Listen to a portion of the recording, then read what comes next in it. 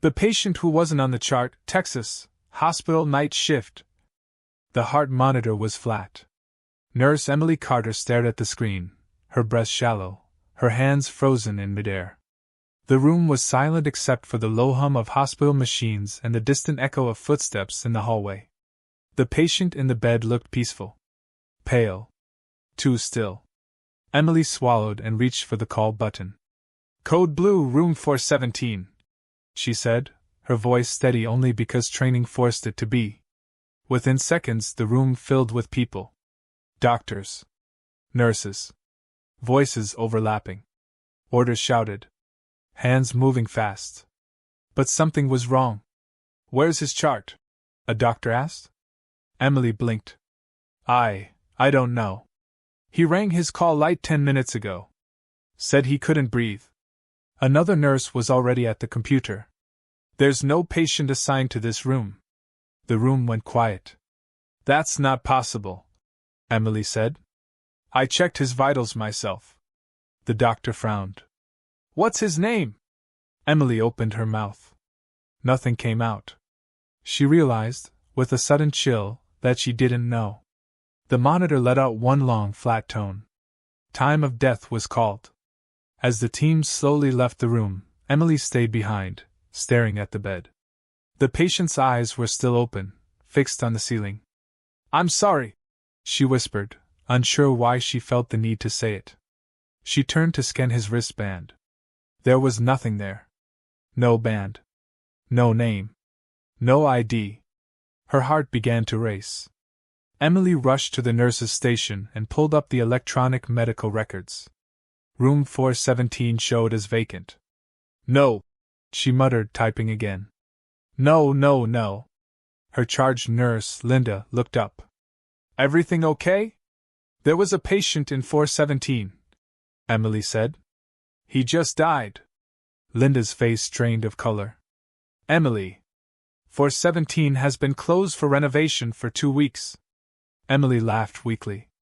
"That's not funny." "I'm not joking," Linda said.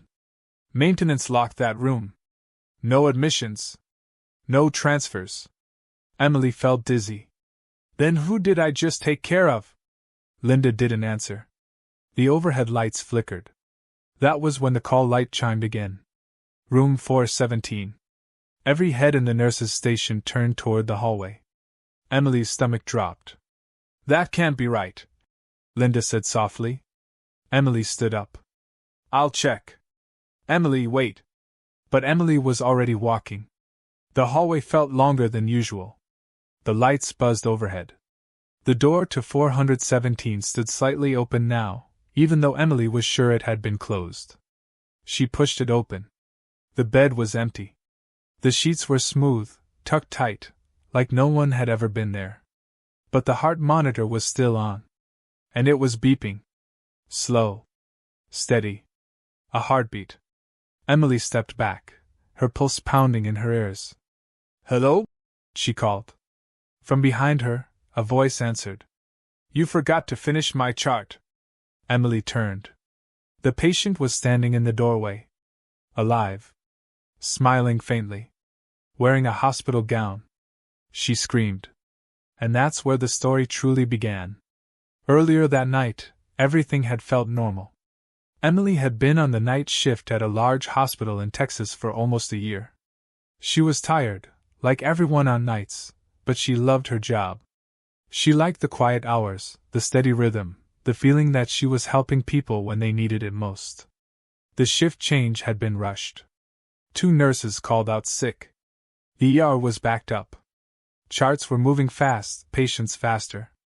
Around 1:30 a.m., Emily noticed the call light blinking for 417. She remembered thinking it was strange. She didn't recall getting a patient there, but nights were busy, and mistakes happened. When she walked in, the man was already awake. "Thank you for coming," he had said politely. "I've been waiting." She had checked his vitals. Taken his blood pressure. Asked the usual questions. "Do you know where you are?"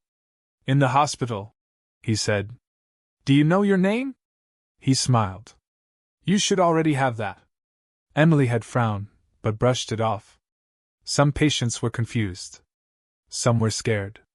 She told herself she'd check his chart later. Now, standing in the doorway, staring at a man who should not exist, Emily realized how dangerous that thought had been. The patient took a step closer. "You look tired," he said gently. "Night shifts do that to you." Emily backed away. "You're not on the system," she said. "You're not on any chart." His smile widened. "That's why no one ever finishes my care." The lights flickered again. And the call light began to ring. Not just from 417, but from every empty room on the floor. The hallway filled with sound. Call lights rang all at once, sharp and loud, echoing off the walls. Room numbers flashed above doors that were supposed to be empty. Emily's heart felt like it was trying to break out of her chest. She backed away from the patient, if that's what he was, until she hit the nurse's station desk. Linda grabbed her arm. "Emily, what did you see?" "There's a man," Emily whispered. "From 417. He's alive. He's right there." Linda looked down the hallway. There was nothing. "No one's there," Linda said carefully. Emily shook her head. He talked to me." The call lights suddenly stopped. Silence dropped over the floor, heavy and wrong. Linda exhaled. "You're exhausted. You've been pulling doubles. Let's get you some water." Before Emily could answer, a soft cough came from behind the nurse's station. They both turned. The patient stood there, calm and polite, hands folded in front of him like he was waiting his turn. "Excuse me," he said. "I've been trying to get help." Linda's face went pale. Who are you?" The man looked at her with gentle confusion. "I'm a patient. I rang my call light." Linda backed away slowly. "Emily, don't move."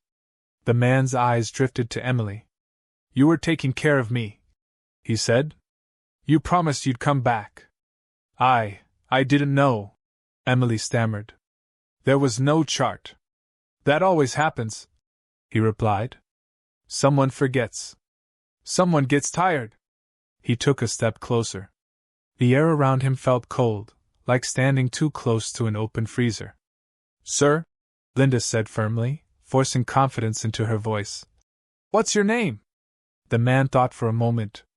Then he said, "I don't think I have one anymore." The lights flickered violently. The monitors at the desk all turned on at once. Emily glanced at the screens and felt her stomach twist. Every monitor showed the same thing. Room 417. A patient lying in the bed. Flat line. Timestamp, 2:03 a.m. "That's when you called the code," the man said softly. "That's when you stopped trying." Emily felt tears burn her eyes. "We tried to save you." The man tilted his head. "Did you?" Linda reached for the phone. "Security 2. The man raised his hand. The phone went dead. "You work nights?" he said, his voice calm but heavy. "You know what happens at night. People get missed. Details slip. Charts don't get finished." The monitors changed again. Now they showed different rooms. Different patients. Some alive. Some not. Some rooms empty. "I wait," the man continued. "I wait until someone sees me. Until someone listens." Emily swallowed. "What do you want?" The man looked at her kindly. "I want to be documented." The call light chimed again. Room 417. Emily felt her legs move before her mind caught up. "If I finish the chart, will you leave?" The man smiled. "That's how it works." Linda grabbed Emily's arm. "Don't do this. We don't know what he is." Emily gently pulled free. "I forgot him," she whispered. "I can't do it again." They walked together down the hallway. The man's footsteps made no sound. Inside room 417, the bed was there again. The patient lay down, folding his hands over his chest.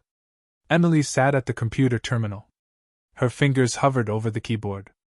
Name field blank. Age unknown. Admission reason, shortness of breath. "What do I put for discharge?" Emily asked quietly. the man met her eyes. Completion, Emily typed. The monitor beeped once, then went silent. The patient's body faded, not suddenly, not violently, but like a reflection disappearing from glass. The room felt warmer. The light steadied. Linda rushed in, breathless. Emily, he's gone. Emily nodded slowly. Weeks later, administration blamed a system glitch. Fatigue. Stress. Human error. Room 417 reopened. Life went on. But Emily transferred to day's shift. Because sometimes, when the hospital gets quiet and the halls empty out, she still hears it. A call light ringing from a room that isn't on the chart. Waiting for someone to remember.